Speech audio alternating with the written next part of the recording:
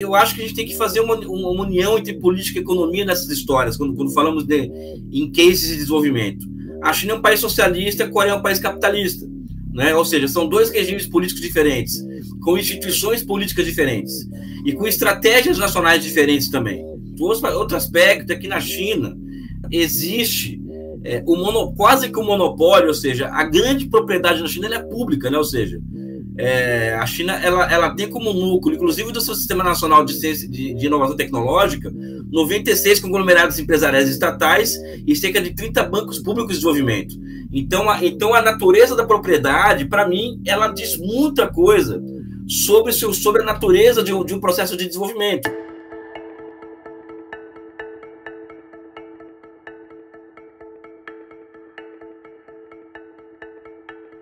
Olá, sejam bem-vindos a mais um episódio do nosso podcast Missão Desenvolvimento. Hoje vamos falar sobre as diferenças entre Coreia do Sul e China e o sucesso asiático. Vamos falar também sobre alguns países do leste da Ásia, até porque a gente está com dois grandes conhecedores aqui do tema, que são os professores brilhantes, Elias Jabbour, Wallace Moreira, meus queridos amigos, grandes estudiosos do tema da Ásia, do tema do desenvolvimento asiático, da China, da Coreia do Sul. Importante lembrar que eles são brasileiros e que eles estudam muito o Brasil também. Eles foram parar na China e na Coreia por conta do Brasil, porque, né, cansados de ver tanto fracasso aqui no Brasil, eles foram estudar o sucesso asiático para pegar lições, né, do que a gente poderia fazer no Brasil para ver se a gente consegue avançar, né? Então é uma grande honra, um grande prazer recebê-los aqui, meus queridos amigos, saudades de vocês. O Wallace Moreira, diretamente lá de Seul, na Coreia, né? Nós estamos aqui gravando esse programa de manhã cedo, ele já está à noite, já quase na hora de dormir. Também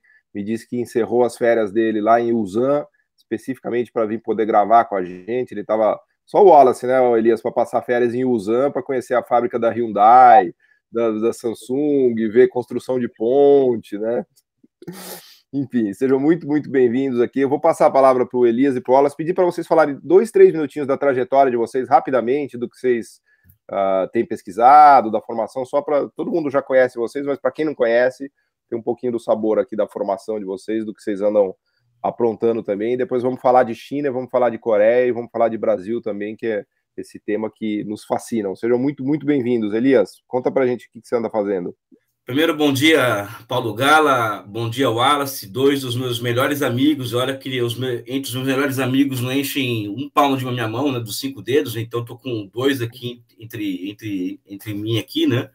Eu sou Elias, eu sou geógrafo de formação, sou professor de economia da Faculdade de Ciências Econômicas da UERJ, né? Da Universidade do Estado do Rio de Janeiro. Eu estudo já a China e as questões que envolvem o conceito e a construção de socialismo há cerca de 25 anos, 26 anos.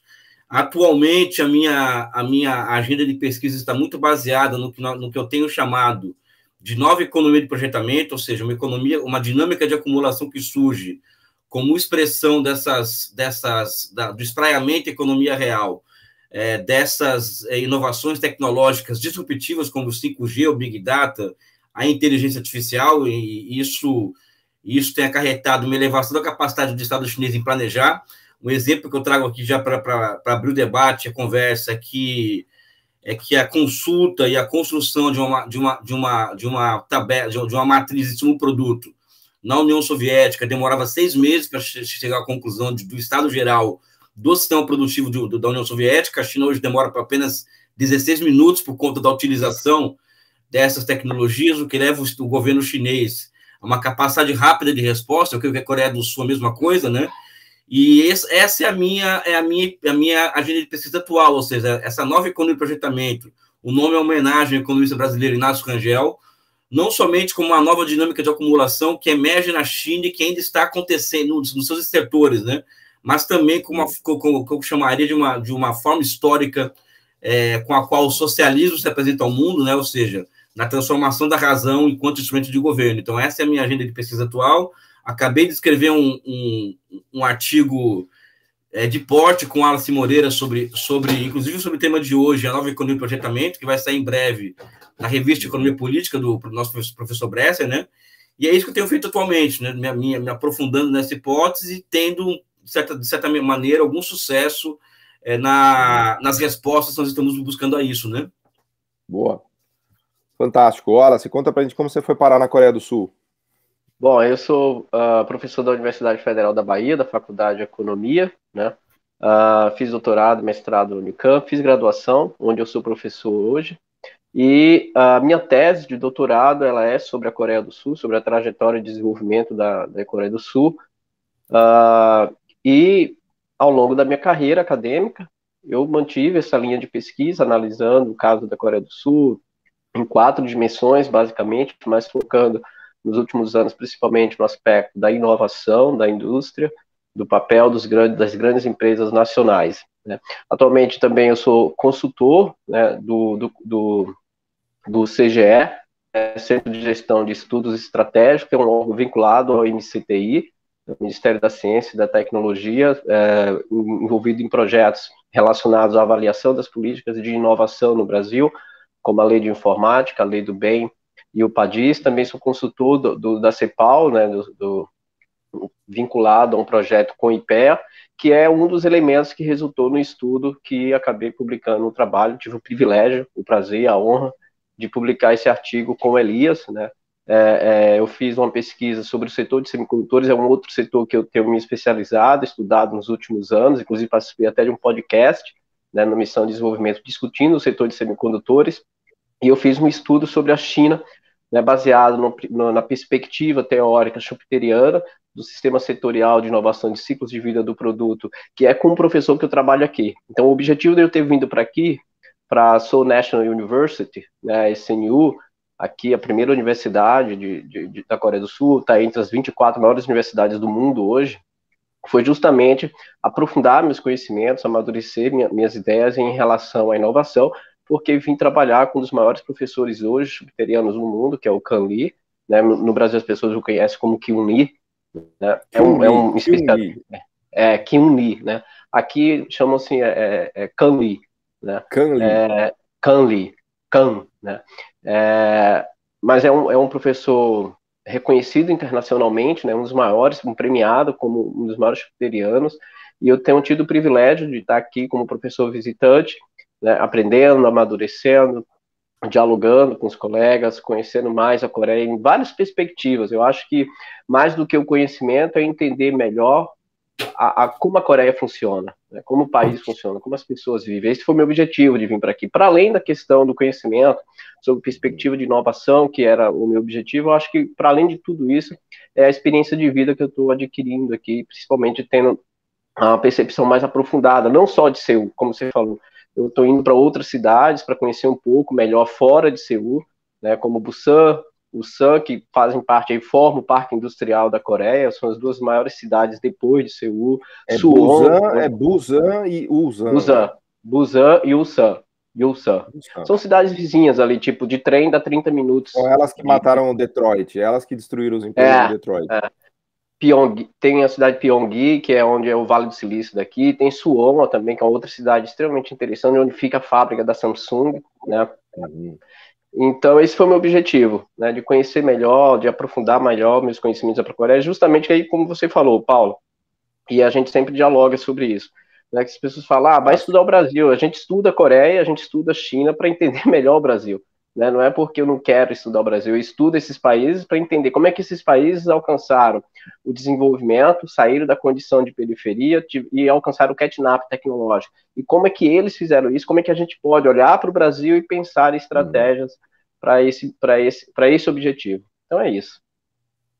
Fantástico. Eu vou começar fazendo uma provocação para vocês dois, que são meus grandes amigos, e eu vou fazer uma descrição rápida aqui da história da China, vou me aventurar a fazer uma descrição rápida aqui da história do sucesso da China e da Coreia do Sul, da ótica de um pobre economista fazendo um pequeno modelo que é todo limitado nas suas capacidades de análise, mas é mais para provocar vocês, tá? Então não tomem isso como uma ofensa, tomem isso como uma provocação, e aí eu quero ver como vocês reagem um pouco a essa ideia, né? Quando a gente olha a China e Coreia do Sul, são talvez 2 dos países de maior sucesso dos últimos 40 ou 50 anos da história do capitalismo. Já vou tomar uma bronca do Elias, mas vamos colocar dessa maneira. Por quê? A Coreia, porque saiu de uma renda per capita de 3, 4 mil dólares nos anos 60, hoje tem uma renda per capita de mais de 30 mil dólares, então já entrou no clube dos ricos, está entre os países mais inovadores e mais complexos do mundo. E a China, porque conseguiu fazer o maior desenvolvimento econômico num curto espaço de tempo, né, da história humana. Não se tem notícia de um país que tenha se desenvolvido tanto, né? Claro que a China ainda não é um país rico, a China tem uma renda per capita de, depois o Elias me corrige, mas algo como, sei lá, 15, 16, 17 mil dólares, né? Um país rico, vamos colocar aqui, é pelo menos 30 mil dólares, só que a China tem mais de 1 bilhão de habitantes, né, um país gigantesco, né, tanto do ponto de vista geográfico quanto populacional. Então ela conseguiu criar uma economia de quase 20 trilhões de dólares, se a gente olhar em PPP, num espaço de tempo de, sei lá, pouco mais de 4, 5 décadas, né? E foram 2 países, e aí vem um pobre modelo que eu queria submeter aqui para vocês surrarem ele. Seguiram um modelo que é basicamente o de se alavancar no mercado de consumo americano, se catapultar no mercado de consumo americano, produzindo inicialmente bens baratos, né, para consumo nos Estados Unidos, por 2 vias, né, a via coreana, que a gente chama do desenvolvimento a convite, que, aliás, é justamente o objeto de crítica da tese de doutorado do Wallace, né, de que a ideia de que só porque os Estados Unidos convidou a Coreia, né, a se desenvolver para fortalecer ali as, entre aspas, forças capitalistas do Oriente junto com o Japão, né, deu acesso privilegiado para o mercado americano. Com isso, os coreanos conseguiram produzir carro, tela plana, forno micro-ondas, né, tudo isso porque os americanos deixaram. E a China também, com uma aproximação, depois de uma virada lá do Deng Xiaoping no início dos 80, com uma aproximação e com uma transferência das bases das plantas produtivas americanas para a China, especialmente, não só, mas principalmente para a região de Shenzhen, Shanghai, e que depois acabou ganhando dinâmica própria, força própria, e aprendendo a produzir coisas com bastante sofisticação, né? Então, qual é o modelinho que a gente ensina na escola? Que é um modelinho quase besta, é um modelinho de export-led growth, né, de exportação, de desenvolvimento puxado por exportações, em que um país pobre vai se integrando nas correntes mundiais, vai produzindo coisas baratas, sempre voltado à exportação, né, essa ideia do export-led growth, ou seja, você vai se valendo do mercado consumidor mais poderoso, porque você é pobre, porque seu país é pobre, então você vende os produtos um pouco mais caros que você aprende a fazer para esse país mais rico. Isso vai alavancando o seu sistema produtivo, você vai aprendendo a fazer coisas, seus salários começam a subir, e aí você começa a se desenvolver tecnologicamente, né? Então, a história simplista que se conta de Coreia e de China é essa, né? Que elas, entre aspas, se abriram, né? Se conseguiram exportar, conseguiram se aproveitar de uma situação, vamos dizer assim, privilegiada de acesso ao mercado americano e começaram a produzir desenvolvimento tecnológico próprio, desenvolvimento tecnológico autônomo, né? Tudo isso com câmbio competitivo, com juro baixo, com banco público ajudando, com política industrial, com muita proteção seletiva também, com crédito direcionado e assim por diante, né? Bom, então isso aqui é meio que um espantalho, aqui uma caricatura que eu fiz. Eu queria ver como é que vocês reagem, começando pelo Elias, falando o que tem de verdade, o que tem de mentira nessa história, e, inclusive, depois já saltando para as diferenças, né? Porque do jeito que eu estou colocando, a Coreia fez a mesma coisa que a China, então parece que eles seguiram a mesma trajetória, né? Em parte, obviamente, tem coisas parecidas e tem coisas que são completamente distintas, né? Então, se a gente pudesse também explorar, né, o que foi de similar, o que foi distinto. Vai lá, Elias, destrói o modelo que eu fiz aqui de economista. Não estamos aqui para isso, não. Eu acho que a China, poucas pessoas percebem que a China cresce em média a 6% ao ano desde 52, né? Não é a partir de 78 que a China passou a crescer com altíssimas taxas de crescimento. Acho que esse crescimento já é anterior, e esse crescimento anterior, que começa em 52, no primeiro plano quinquenal, com todas as idas e vindas, ele possibilitou com que a China criasse condições materiais para o salto de qualidade que ocorre a partir de 78. Então, não existe a separação entre um período histórico e outro. O que acontece é que, a partir de 78, a China ela muda a sua estratégia de desenvolvimento, tendo em vista as necessidades internas e para onde o mundo estava caminhando. Tanto é que eu sempre comento que a China pede permissão. Olha, eu quero fazer parte do mundo capitalista, ou seja, então a China deve ser vista como um país integrado ao sistema capitalista internacional, ou seja, ele é parte do capitalismo internacional, apesar de ser uma formação econômico-social de natureza diferente da Coreia, por exemplo. E algo que o primeiro mito que seria importante de desconstruir é que a China a partir de 78 que acontece o milagre. Não, o milagre acontece em 52. A China tinha 90% de analfabetos em 49, uma expectativa de vida de 35 anos de idade em 49, e em 75 inaugurou o metrô de Pequim com equipamentos próprios, ou seja, a China tinha um departamento novo de economia pronto já em 75, já havia lançado uma bomba nuclear em 64 e havia lançado os satélites artificiais em 71. Isso significa que a China conseguiu construir, mesmo que de forma rústica, um sistema nacional de ciência e tecnologia competente para as tarefas daquela época, né, daquele momento. A partir de 78, a China ela se transforma, ela passa a ter uma estratégia diferente. Mas o que é engraçado nessa história toda é que a China, durante mais de 15 anos, o que puxou... Eu não gosto muito dessa história de demanda agregada, né? É o consumo, investimento, as exportações. Eu acho que o que explica mesmo a natureza de um processo é a produtividade do trabalho, não demanda agregada. Mas aí cada um tem as suas preferências. Mas se formos usar esses elementos de demanda agregada, o que puxa o crescimento chinês durante 15 anos é o consumo. Desde o começo das reformas econômicas até a parte da década de 90 é o consumo, né? E as exportações, se a gente for observar, por exemplo, a porcentagem dela no PIB, nunca foi o elemento principal da demanda agregada que explicasse o processo de desenvolvimento, mas é uma variável chave para explicar, por exemplo, a formação de reservas cambiais. Aliás, Elias, eu descobri que teve 800 bilhões de dólares de superávit da balança comercial da China nesse último ano que passou. 800 bilhões de dólares de balança comercial, cara, quase 1 trilhão, né? Um negócio é impressionante. Mas, né, cara? A China vai construindo a sua soberania, ela passa a criar condições para a construção, tanto de uma economia monetária de produção, né, a partir da década de 90, quanto proteger essa economia monetária de produção com grandes reservas cambiais. Então, as exportações explicam a proteção que a China cria em torno de si mesma, mas não explica em si o processo de crescimento econômico. Portanto, é que depois do consumo, o investimento ele passa a ser o elemento principal por conta do aumento do processo de urbanização, infraestruturas, etc., né? E, por fim, para passar para o Wallace, né? O que eu vejo de diferença com a Coreia do Sul? Eu acho que a gente tem que fazer uma união entre política e economia nessas histórias, quando falamos em cases de desenvolvimento. A China é um país socialista, a Coreia é um país capitalista, né? Ou seja, são dois regimes políticos diferentes, com instituições políticas diferentes e com estratégias nacionais diferentes também, né? Então, não são países iguais nesse aspecto. Outro aspecto é que na China existe quase que um monopólio, ou seja, a grande propriedade na China é pública, né? Ou seja, a China ela tem como núcleo, inclusive do seu Sistema Nacional de Inovação Tecnológica, 96 conglomerados empresariais estatais e cerca de 30 bancos públicos de desenvolvimento. Então a natureza da propriedade, para mim, ela diz muita coisa sobre a natureza de um processo de desenvolvimento. Não que é melhor ou pior, mas é uma diferença, né, fundamental, né?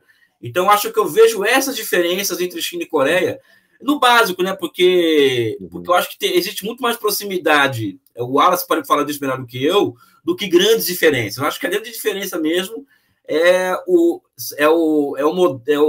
modelo de propriedade dominante, uma economia em outra, né? Uhum. Vai lá, Wallace. Eu falei que era desenvolvimento a convite só para te provocar também. Cara, eu acho que esse é o tipo de interpretação cômoda e equivocada por não conhecer, não que as pessoas não conheçam, mas eu acho que desconsideram os elementos internos relevantes que foram construídos historicamente na Coreia do Sul. Né? E eu vejo isso também, não sei se o Elias vai concordar comigo, muitas pessoas tentando atribuir isso também ao fato da China ter se desenvolvido. Né? Não agora, mas anteriormente, por exemplo, quando se compara muito Coreia e China, um dos elementos que se aponta é que a presença de empresas estrangeiras na China, no início ali dos anos 70, 80, 90, é muito maior foi muito maior do que na Coreia, isso é fato, né? A Coreia nunca foi um país com uma presença de empresas estrangeiras com grande relevância, né? Uma das bases do desenvolvimento sul-coreano é justamente o papel de grandes empresas nacionais, os chamados chaebol, os grandes conglomerados. Talvez nenhum país do mundo tenha uma concentração de mercado como a Coreia tem. Né? Se você pegar, por exemplo, a Samsung, ela domina 32% dos ativos nacionais. Se você pegar a Hyundai, ela tem 85% da indústria, da indústria automobilística. Talvez nenhum país do mundo tenha essa concentração como na Coreia.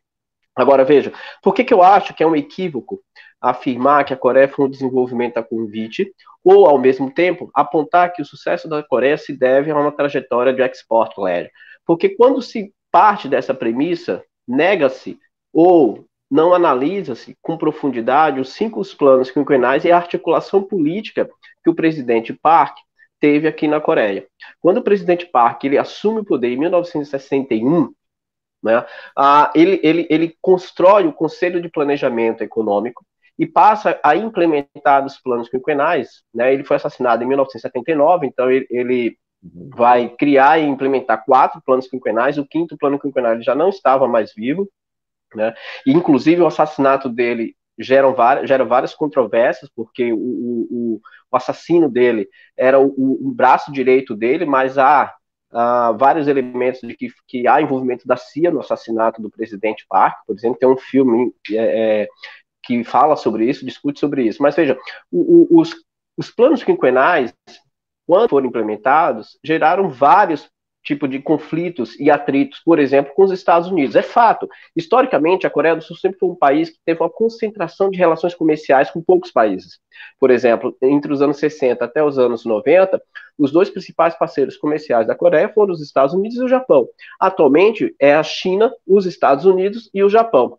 A Coreia, por ser um país muito pequeno, com um mercado interno pequeno, territorialmente pequeno, ela necessariamente precisa ir para o mundo. Agora, veja, por que a perspectiva do export-led é equivocada? Porque na sua essência, quando se fala que a Coreia do Sul se desenvolveu via export-led, parte da ideia, e isso vem sendo dado pelo estudo de Balassa, do Kim, do Banco Mundial, de afirmar que a Coreia, na sua essência, ao adotar o modelo export-led, é uma economia aberta, que adotou uma política de incentivo de neutralidade, né, de que a interferência do Estado não foi relevante no processo de desenvolvimento sul-coreano, que o desenvolvimento das vantagens competitivas da Coreia não foi resultado desses projetos nacionais de desenvolvimento. Como se ela tivesse uma vantagem competitiva natural de fazer carros, por exemplo. Né? E é um equívoco, porque, por exemplo, a Coreia não tinha, a Coreia construiu esse processo. Né? E aí, como é que você entende isso? É pegando, por exemplo, os planos quinquenais. O 2º plano quinquenal, por exemplo, foca no desenvolvimento, né, tem um plano específico chamado Plano de Desenvolvimento de Longo Prazo do Setor Automotivo, tinha como um dos elementos básicos a internalização da tecnologia em torno de 84%. Quando o presidente Park ele implementa essa medida, ele vai entrar em confronto com a GM e, ao mesmo tempo, gerar um conflito, né, com empresas japonesas, que não tinham interesse em internalizar a tecnologia. O presidente Park ele seleciona empresas nacionais, que é, no caso, a Hyundai, para internalizar essa tecnologia e criar o primeiro modelo de automóvel da Coreia do Sul com conteúdo nacional em torno de 80%, que é o modelo chamado Pony. E esse processo vai gerar, por exemplo, boicote por parte da GM. Então, como é que você pode... Pony, é o Pony, né? Era um carro ridículo da Hyundai, chamava Pony, né? Inclusive, até eu escrevi uma coluna para o seu blog, Paulo. Tem a foto do carro que aqui tinha no museu. Eu fui ao museu aqui, tirei foto. Você foi aí? Fui no museu, conheci a história da indústria automobilística aqui. Então, veja, um outro processo, por exemplo, é a criação da POSCO. A POSCO era um estatal. Quando a POSCO foi criada, os Estados Unidos, da mesma forma que os Estados Unidos tentou boicotar o Vargas, tentou boicotar aqui o presidente Park, afirmando que a Coreia não tinha vantagens competitivas, comparativas, para poder ter uma siderúrgica. E, no entanto, o presidente Park ele segue e cria. A POSCO hoje é uma das maiores do mundo. Né? Então, veja, esses elementos, eu poderia citar aqui vários, a CIA, por exemplo, o FBI tem estudos que mostram que a CIA e o FBI colocavam o presidente Park como um dos maiores riscos do domínio da hegemonia dos Estados Unidos na Ásia, porque ele não seguia os princípios e intervenções norte-americanas. Um ponto interessante, em 1961, quando ele assume o poder, a primeira coisa que ele vai fazer é estatizar todo o sistema financeiro. Por quê? Porque quando os Estados Unidos, quando termina a colonização japonesa, em 1945, os Estados Unidos fazem intervenção, né, na Coreia e tem a divisão das duas Coreias, um dos elementos que os Estados Unidos vão fazer é privatizar o sistema financeiro. O presidente Park, quando ele assume o poder, ele falou, olha, não, na biografia dele eu acho muito interessante que ele fala assim, olha, tem uma coisa equivocada. Quando eu olho para a realidade dos Estados Unidos, eles não fazem lá o que querem que a gente faça aqui. Então por que a gente tem que fazer isso? Não, vamos fazer o inverso, vamos fazer o que eles fazem. Então a primeira coisa que ele fez foi nacionalizar o sistema financeiro. E nacionalizou o que eu chamo na minha tese de doutorado de centralização do sistema financeiro. E isso vai perdurar até os anos 80. E aí tem um elemento importante, por exemplo. Até os anos 80, para tentar manter uma relação política de maior poder e punição sobre o Chaiboso, o presidente Park não permitia que o Chaiboso entrasse no sistema financeiro, porque isso é interessante, que talvez seja uma diferença das empresas chinesas, né? As características das empresas coreanas é que elas elas são diversificadas em várias cadeias produtivas relacionadas e não relacionadas, concentrando, né, um poder muito grande de diversos setores industriais, é o que a gente chama de participação as ações cruzadas, né? Que, por exemplo, a OCDE, o Fundo Monetário Internacional, tentou, né, destruir isso na Coreia com as reformas que aconteceram de 1993 até 1997. Né? Veja que mesmo com os presidentes liberais na Coreia pós anos 90, em particular 93 a 98, não houve, né, um ataque à base do desenvolvimento sul-coreano, que são as empresas nacionais, que são chaebol. Eu queria explorar essa coisa dos sistemas nacionais de inovação, até me valendo aqui do artigo que vocês dois acabaram de publicar juntos. E uma coisa bem legal que o Elias falou, que na verdade a construção do Sistema Nacional de Inovação, e vamos assim, de maneira até classap bem simplista, né? O Sistema Nacional de Inovação é um sistema que permite com que o país consiga desenvolver e criar seus próprios produtos com sua própria tecnologia, domesticamente, né? Algo que, por exemplo, o Brasil não consegue fazer até hoje, né? Um dos grandes, talvez o grande calcanhar de Aquiles do Brasil não tem um Sistema Nacional de Inovação, né? Uma das coisas que o Elias falou que eu achei muito interessante é que a China já vinha desenvolvendo um sistema nacional de inovação desde os anos 50, já fazia metrô, bomba nuclear, satélite. Então, essa ideia de que foi o Deng Xiaoping que desenvolveu o Sistema Nacional de Inovação chinês é equivocada. Mas, enfim, eu queria que vocês explorassem um pouquinho essa perspectiva do desenvolvimento dos sistemas nacionais de inovação de China e de Coreia, inclusive, né, usando o artigo que vocês escreveram, Elias. Se você puder falar um pouquinho disso, porque eu acho que a chave, né, para a gente entender o sucesso da Coreia e da China, a meu ver, pelo menos da ótica de produtividade do trabalho, vai, Elias, para usar a sua chave, né? Não dá para você entender a produtividade do trabalho sem ter um sistema nacional de inovação, né? Porque o que no final do dia, o que aumenta mesmo a produtividade é essa capacidade técnica e tecnológica, né? Mas enfim, vai lá, Elias. Então, acho que os chineses, eles construíram um sistema nacional de inovação. Aliás, que me chama a atenção para isso, essa questão da pré-existência do Sistema Nacional de Inovação, o próprio Wallace me chamou a atenção para isso, né? Durante o processo de escrita do artigo, né? Mas esse Sistema Nacional de Inovação que nasce a partir de 52, ele é um sistema de inovação de típico modelo soviético, ou seja, um Sistema Nacional de Inovação completamente diferente dos modelos adotados pela Coreia do Sul, pelo socialismo de mercado chinês e de muitos países capitalistas. Por quê? Porque é um sistema nacional de inovação altamente militarizado, controlado por militares, né? E baseado em centros de pesquisa acoplados às empresas, ou seja, a universidade não tinha um papel fundamental nesse processo, muito menos o sistema financeiro que serve de base hoje para que China e Coreia possam queimar dinheiro em praça pública para alcançar inovações. Então, como a China era um país muito pobre, ela tinha que concentrar recursos no que era essencial. O que era essencial na década de 60, por exemplo? Construir as bases da sua segurança nacional. Então, para isso, a China teve que formar engenheiros nucleares, físicos, com a ajuda da União Soviética, evidente, para fim de fazer uma bomba nuclear. Né? E assim sucessivamente, assim foi indo de setor a setor, porque a China não tinha condições de, olha, vamos queimar dinheiro aqui para poder tentar chegar na fronteira do conhecimento do nada. A China é um país muito pobre na década de 50. Né? Então, o que passa a acontecer depois, a partir de 78, é que a China passa a ter uma economia complementar à norte-americana e à japonesa, porque chegou-se à conclusão em 78 que a China avançou muito, mas ainda estava muito atrás dos países capitalistas centrais, e que alcançar os países capitalistas centrais demandaria buscar nesses países o que falta à China, ou seja, novas e novíssimas tecnologias. A China se candidata a ser uma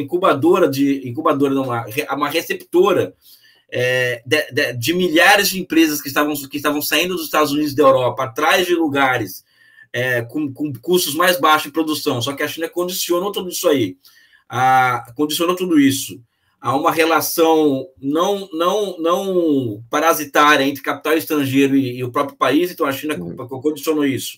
A transferência de tecnologia, a transferência de métodos de administração, ao mesmo tempo que a China mandou de cara 300 mil estudantes para estudar hard sciences, não ciências sociais humanas, nos Estados Unidos e Europa, e assim a China foi começando a construir as bases para um sistema nacional de inovação, já adaptado ao que eu chamaria de uma economia keynesiana, de mercado keynesiano, ou seja, uma economia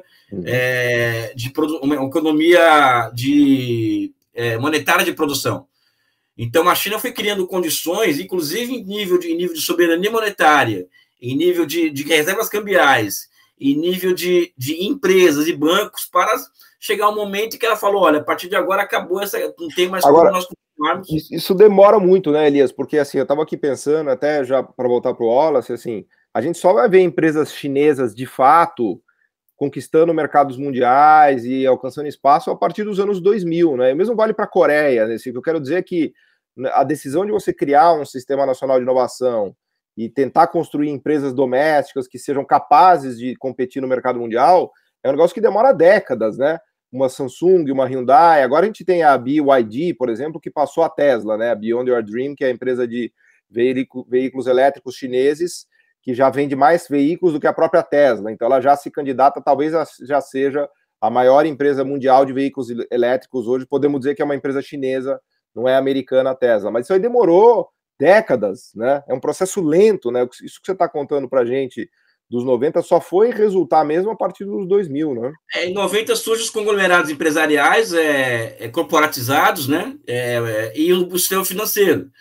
E somente em 2000, no plano quinquenal de 2000, do 11º a 2006, é que é lançado esse desafio do Going Global e também o desafio da construção do Sistema Nacional de Inovação Tecnológica, né? Então, isso aí, cara, é o seguinte, é uma base financeira absurda, muito dinheiro para isso, é queimar dinheiro, como diz o Paul Romer mesmo, né? Com o sistema empresarial público e o sistema financeiro público. Isso é o diferencial que coloca a China como uma economia quase que imparável em relação aos Estados Unidos, inclusive em relação à inovação tecnológica. Eu sou mais conservador que o Wallace nesse aspecto, mas ele me convenceu de que a China está criando condições, sim, para alcançar os americanos nesse veio-chave que é a da construção de chips de alta complexidade e tal, né? Que é o calcanhar de Aquiles da economia chinesa hoje, né? Vai lá, Wallace.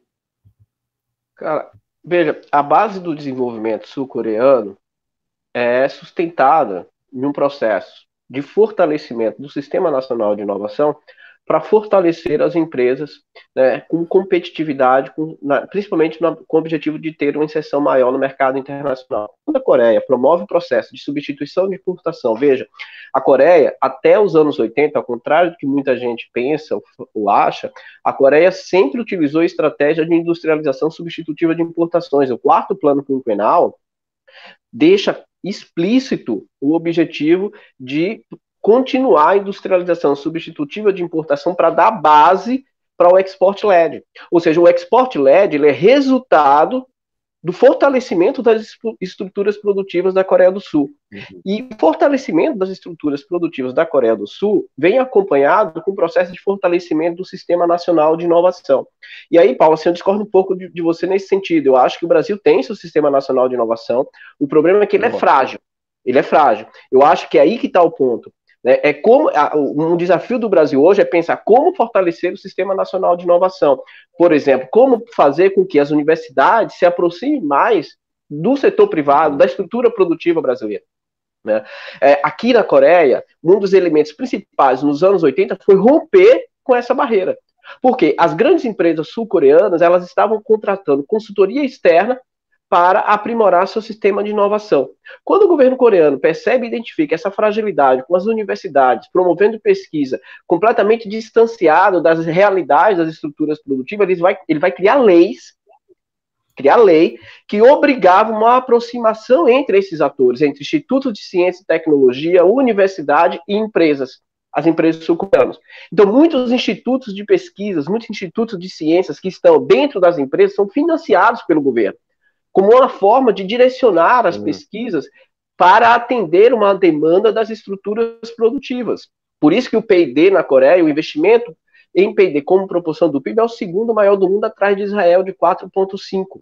E aí, veja, esse elemento, por isso que quando as pessoas falam assim, a Coreia investiu em educação, a educação por si só não resolve o problema do desenvolvimento. Isso é uma falácia, isso é uma bobagem que as pessoas ficam reproduzindo. Né? A educação na Coreia, ela passou a ter um papel relevante, primeiro que a Coreia tem uma pobreza, uma perspectiva natural, de riquezas naturais muito grande. A Coreia é voltada por montanhas. Né? Você tem pouco espaço para o desenvolvimento da agricultura. A agricultura aqui, depois da reforma agrária, é a agricultura... Né? Tipo Japão. Isso. É uma agricultura familiar para atender uma demanda do mercado interno. E aí você importa. Então, o que a Coreia fez? Vamos desenvolver as outras vantagens competitivas, que é a indústria intensiva em tecnologia. Aí veio a Samsung, a Hyundai, a SK Hynix. E aí, veja, para fazer isso, você tinha que desenvolver a educação, formar uma mão de obra qualificada para atender a demanda dessas estruturas produtivas. Então, a Coreia, quando promove a educação, ela promove atrelada a um projeto de desenvolvimento das estruturas produtivas, do projeto de industrialização, do projeto nacional. A educação, ela é uma base. Ela isolada, ela não resolveria o problema do desenvolvimento da Coreia. Porque você poderia investir em educação, essas pessoas iriam para onde, se não tivesse as estruturas produtivas? Para lugar nenhum. Ia ser uma fuga de mão de cérebro. Então, veja, a Coreia e aí a China vem trilhando esse mesmo caminho, de aproximar esses atores nacionais. É isso que a gente conversou e a gente escreveu sobre isso, mostrando como que os indicadores do Sistema Nacional de Inovação da China, eles avançaram de uma forma extraordinária nos últimos anos, criando um ambiente ou um ecossistema inovacional que coloca a China, né, numa busca da fronteira, de domínio da fronteira tecnológica. A China hoje é o país que mais registra patentes em 6G. A China já está falando de 6G, já está articulando 6G. A China hoje, das 10 principais empresas, por exemplo, que estão produzindo semicondutores dentro da China, 4 são empresas nacionais. Então, um dos elementos... nacional, a empresa chinesa mesmo. Que faz e aí que está o ponto que eu quero entrar, Paulo, que é outra similaridade entre China e Coreia. Né? Uma das bases do desenvolvimento de ambos os países é a propriedade do capital. Ou seja, empresas nacionais que são a base do desenvolvimento desse país, não são as empresas estrangeiras. E quando há o processo de formação de joint venture, e a China tem mais poder político atualmente para fazer isso, há uma imposição de regras bem estabelecidas com transferência de tecnologia, e aí está a importância do Sistema Nacional de Inovação que está amadurecendo na China. Um Sistema Nacional de Inovação que é capaz de absorver o conhecimento para internalizar. É o que a gente chama de capacidades internas construídas. Para um país poder alcançar o catch-up tecnológico, ele precisa ter capacidade. Essas capacidades existentes na China, elas existem e estão sendo fortalecidas. E como a China hoje tem um mercado interno brutal, o poder político de negociação e de imposição de regras bem estabelecidas em relação ao capital estrangeiro, em relação à atuação das empresas e em relação à formação de joint ventures é algo extraordinário. A Coreia, ela trilhou esse processo e hoje ela tem um sistema nacional de inovação maduro. E aí tem um elemento que é o que o Kanye ele defende. O que a Coreia fez para poder alcançar o catch-up tecnológico? Ela saltou etapas do desenvolvimento. Ela pulou etapas do desenvolvimento, concentrando a sua estrutura produtiva em produtos que têm um ciclo tecnológico muito curto, porque esses ciclos tecnológicos eles geram inovações muito rápidas, no espaço entre 3 e 5 anos, abrindo janelas de oportunidades. E a Coreia ela conseguiu fortalecer suas estruturas produtivas nesse setor, com empresas nacionais. E aí é o segredo do desenvolvimento. Sem capacidades nacionais, dificilmente um país ele ultrapassa a armadilha da renda média, ele vai alcançar o desenvolvimento. Muito difícil isso acontecer. Eu não conheço experiência, pelo menos eu, e vocês podem, né, mostrar se há, de países ricos e desenvolvidos que não têm suas empresas nacionais estratégicas. E a China e a Coreia construíram essa propriedade de capital. No caso da Coreia, a gente está falando principalmente das telas planas, das telas HD, de todo o salto de telas, né? Que foi um negócio ali que eles pularam os japoneses, né? E agora eles estão, a coisa do 5G e do 6G também, né? Porque você vê que a própria Coreia... E do carro elétrico também. Carro elétrico, bateria elétrica. o carro elétrico é o mais fantástico, porque essa história da BYD superar a Tesla, e o que é mais engraçado dessa história, Elias, eu lembrei do seu amigo lá, que é o capitalista em Moscou lá, que tá na minha frente o livro aqui, eu andei lendo os pedaços dele, como é que chama mesmo, lá do Hammer. Um dos sócios da BYD é o Warren Buffett. O cara, ele botou uma baita grana na BYD, na chinesa, ganhou uma baita grana, e junto com o Estado chinês, eles produziram talvez a maior empresa de carros elétricos do mundo, né? Que é a BYD, que inclusive compete aí cabeça a cabeça com a Tesla, né?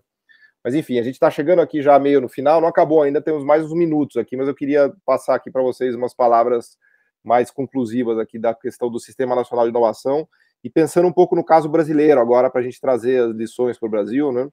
Usando o artigo que vocês escreveram, as reflexões que vocês têm feito. Eu me lembrei, Wallace, que a gente já teve essa discussão no WhatsApp sobre se o Brasil tem um sistema de inovação ou não, e eu me lembrei que você me convenceu que o Brasil, de fato, tinha um Sistema Nacional de Inovação, que eu dizia que ele não tinha, e a gente falou, não, mas tem, mas é pobre, tem, mas é frágil e tal, mas na verdade eu acho que tem, mas é frágil, né?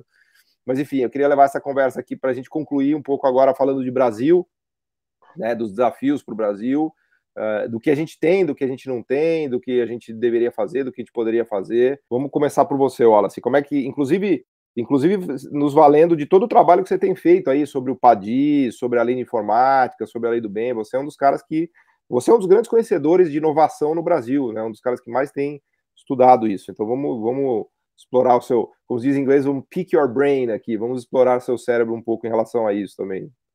Tá, por que eu acho importante, Paulo? A gente já teve essa conversa, né? Uma vez você comentou, eu falei, não, Paulo, tem, né? E o problema é como superar as fragilidades e os gargalos do nosso Sistema Nacional de Inovação. Um dos principais é como promover uma maior aproximação da universidade com as empresas. Por exemplo, eu acabei de fazer um trabalho agora sobre retorno de investimento, analisando o caso da lei de informática, o caso da lei do bem, né, e o PADIS.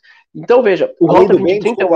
a lei do bem, só fala um minuto dela, só para a gente saber o que é. Tá, a lei do bem é uma lei de incentivo à inovação de caráter mais horizontal, ou seja, ela não é setorial. Qualquer empresa que tenha lucro presumido, lucro real, né, ela que tem esse lucro real que está composto e exigido na lei, essa empresa pode, né, demandar pelo benefício de isenção fiscal a partir do momento que ela faz investimento em inovação.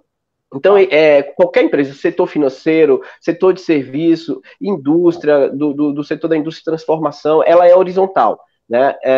A lei de informática, ela é setorial. E o PADIS também é outra lei de inovação de caráter setorial, porque é específico para semicondutores. A mais antiga é a lei de informática, ela teve várias alterações, várias modificações, mas é a mais antiga. A lei do bem, ela foi criada durante o governo Lula, o PADIS também foi criado durante o governo Lula. Qual foi o objetivo do PADIS?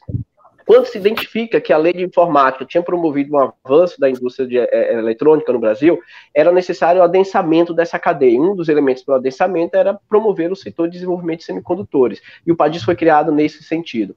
Mas veja, os indicadores, eu acabei de fazer um trabalho agora de retorno de investimento, é impressionante, Paulo.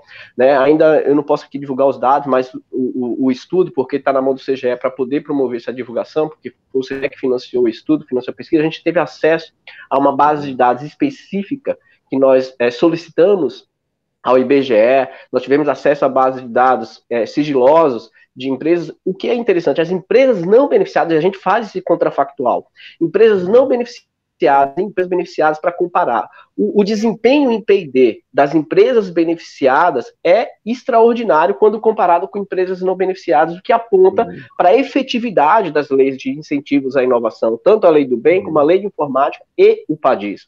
E aí, veja, qual é uma das fragilidades, ou quais são algumas das fragilidades que nós identificamos? Por exemplo, é a relação entre as empresas com a universidade e os ICTs. Muitas vezes, as parcerias de inovação que são realizadas por essas empresas são por fornecedores.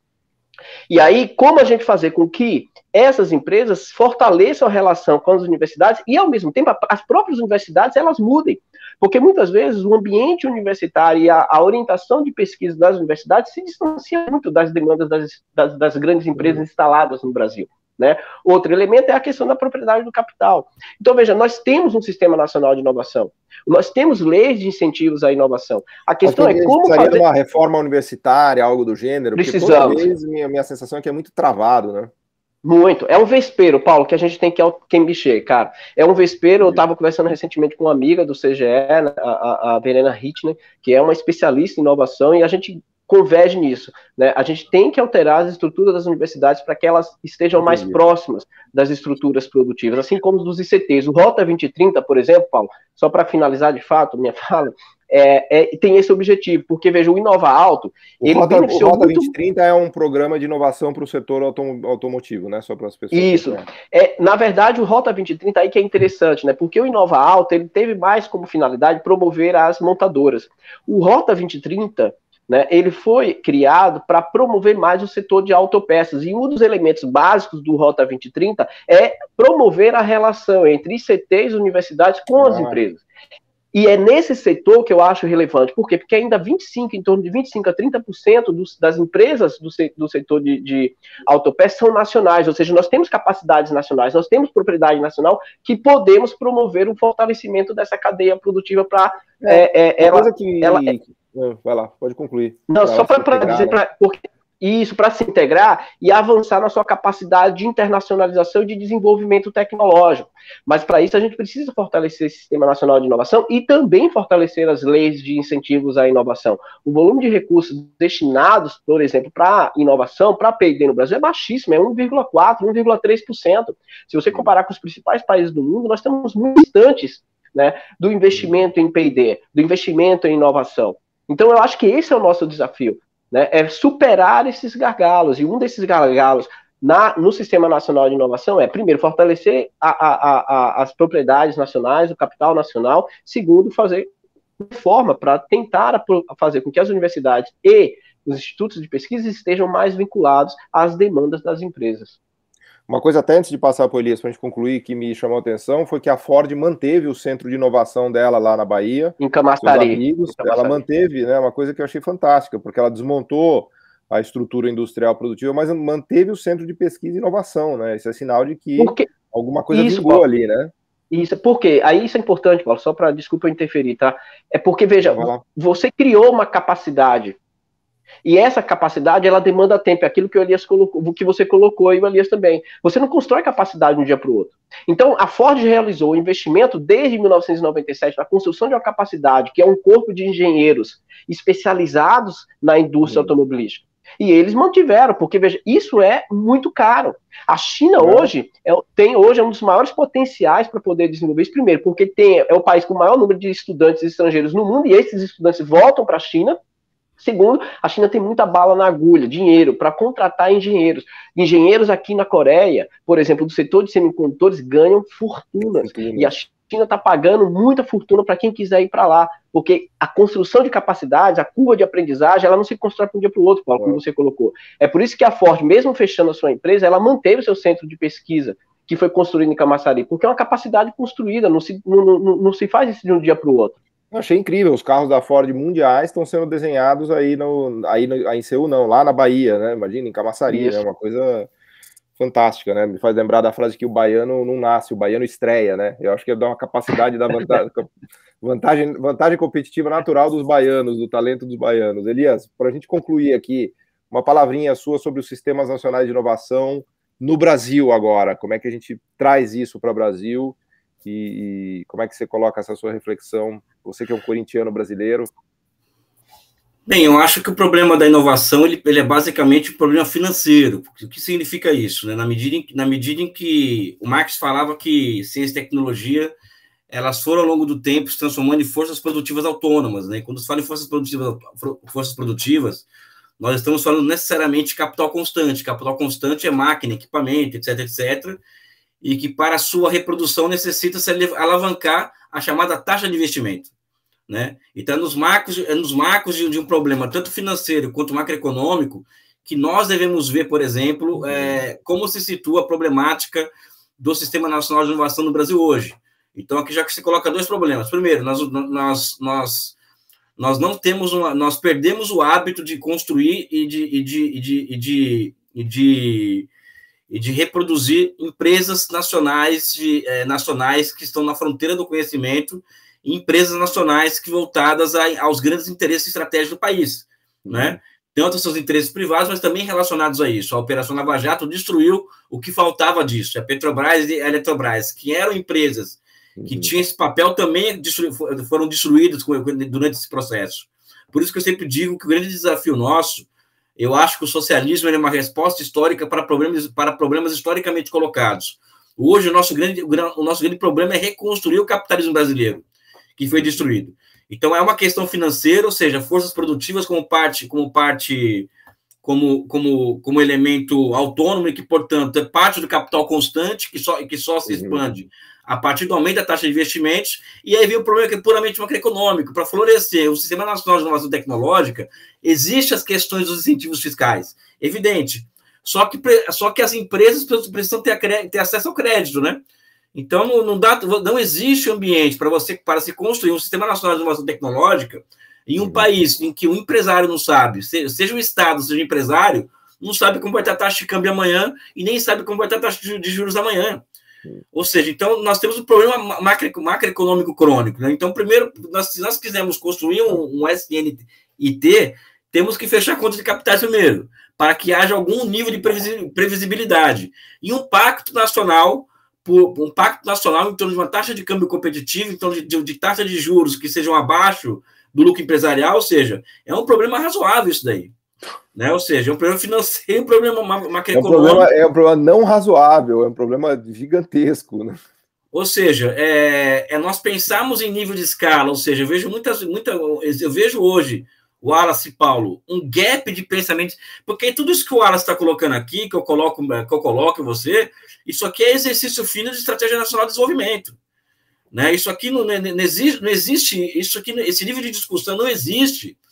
Não existe na Universidade Brasileira, não existe em grandes ciclos intelectuais, não existe. Vamos assumir o que aqui essa é a verdade.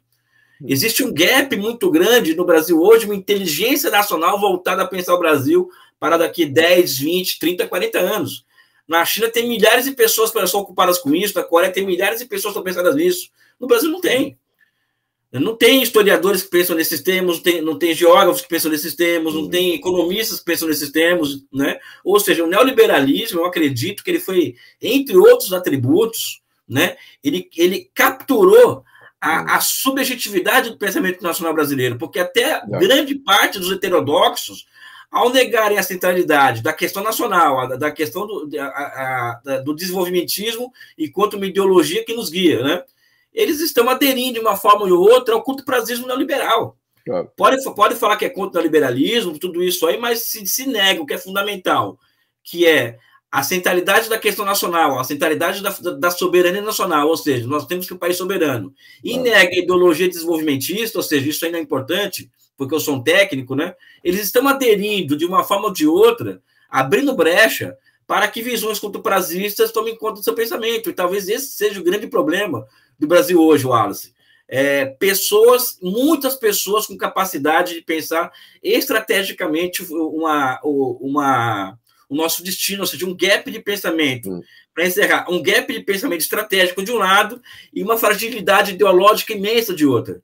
Hoje, grande parte dos nossos economistas e pensadores, eles são americanófilos, eles se inspiram nos Estados Unidos. Mas você vê que até pode provocar, até o Bidenomics está tentando destruir essa influência neoliberal aí. Até o Bidenomics é uma tentativa dos Estados Unidos de resgatar, pelo menos do ponto de vista de pensamento, da retórica, né? Podemos divergir, né? A gente diverge em relação à capacidade de implantar as ideias do Biden. Mas a ideia de um Bidenomics, né, é uma ideia de tentar resgatar esse pensamento de desenvolvimento, capacidade tecnológica americana, nacionalismo, esse tipo de coisa, né? Eu acho que eles nunca perderam isso, de fato, Paulo. Aí eu acho que, no fundo, eles nunca perderam isso, porque a produtividade do trabalho nos Estados Unidos não parou de crescer em 40 anos. Houveram milhares de inovações tecnológicas nos Estados Unidos, mesmo sob o neoliberalismo. Né? Então, eu acho que são realidades diferentes. Eu não acredito no Bidenomics, você sabe disso, né? Eu acho que a heterodoxia brasileira precisa se agarrar em alguma coisa externa e foi se agarrar naquilo, né? Eu acho engraçado, né? Eu só me divirto com isso, né? Maravilhoso. Eu acho que nós falamos pouco em nação brasileira pouco em Projeto Nacional de Desenvolvimento e muito em Bidenomics, ou seja, você vê o grau do como a nossa mostra intelectual está sendo horrível no Brasil. Né? Você me faz lembrar uma passagem maravilhosa do Nietzsche, que no Crepúsculo dos Ídolos, que ele fala assim, ó, vocês mataram Deus, ficaram com medos e passaram a idolatrar a verdade, endeusar a verdade. Então vocês substituíram Deus pela verdade, mas na verdade vocês estão, né, adorando agora um outro Deus que vocês chamam de verdade, né?